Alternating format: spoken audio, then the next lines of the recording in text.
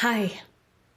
If you could use help staying grounded, connected, and heart open in the midst of the current socio-political shit show that we are navigating, this video is for you. This is going to be an ongoing theme, but the current flavor of the moment involves the Epstein files. Trump just dismissed a reporter with the word piggy, ill. Votes have been passed. The Epstein files are supposedly going to be released. We'll see how redacted they are.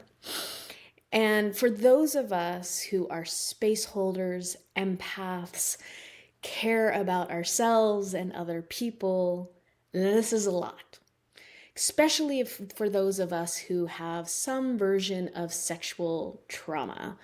The gaslighting, the silencing, the dismissal, the obvious but unaccounted for crimes are painful. Painful to be with, painful to hold.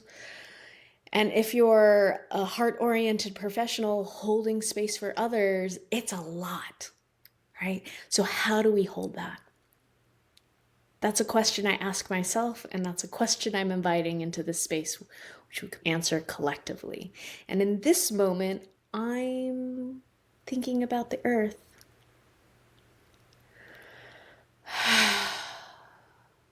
When it comes to feeling grounded, present, nourished, resilient, and supported, it really helps to have an intimate connection with nature.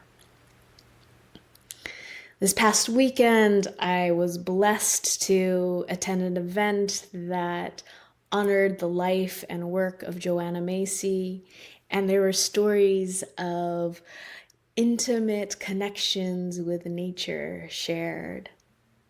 I also went to a hot springs and I meditated on what story I might want to share with a large audience. And a particular title came up. It was called Waterfalls in Me, an eco-erotic love story. I won't go deep into that, but you could get a sense that there is some medicine to be found in slowing down and absorbing in embodied and pleasurable ways the beauty of nature. Yeah, in that title, in Joanna Macy's work, and some of the stories I've heard in this past few days, it's been a beautiful counterpoint to the craziness circulating through the lands. It's helped me stay grounded and heart open and compassionate and coherent in the midst of chaos. So I guess my question for you is, what's your current relationship with nature? How much time do you spend gifting yourself, nourishing yourself with the presence of nature? Do you allow yourself time to absorb the beauty and presence of things like the sun kissing your face, or the wind caressing your skin, or the earth touching your feet? It's not going to change in a big way the craziness that is out there, but it will help cultivate a sphere of resourced resilience within and in the space that surrounds you.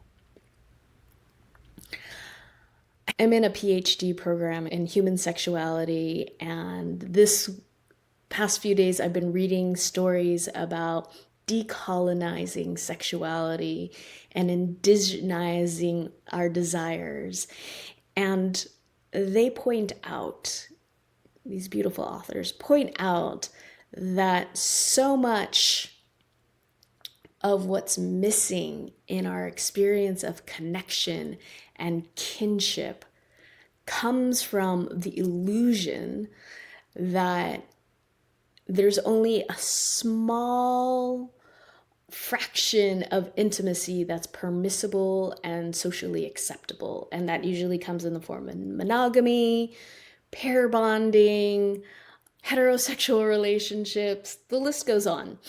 And what gets dismissed is everyday pleasures that could be found in all sorts of different relations. And when we nourish ourselves in those ways regularly by paying attention to those relationships in embodied, wondrous ways, we are less likely to meet each other with extractive, dismissive tendencies. Okay, that's my soapbox for the moment. I hope that was helpful. I hope that was inspiring. I hope you spend time connecting and tuning in with nature, and therefore your nature, your body, your well-being, your inborn medicine, to be able to help you stay grounded in the midst of this shit show.